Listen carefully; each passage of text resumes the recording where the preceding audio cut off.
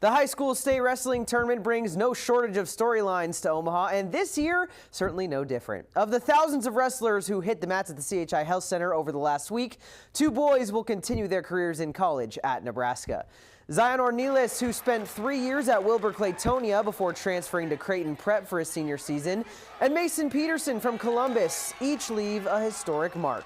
Ornelas becomes the 39th boy in Nebraska history to earn 4 state titles, winning the gold medal at 126 pounds in a 5-3 decision. Petersen caps his career as a 3-time champion for the Discoverers, winning gold at 157 in a 20-5 tech fall.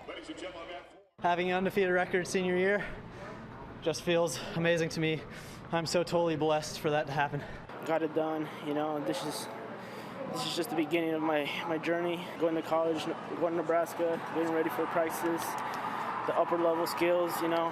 I got to get ready for that.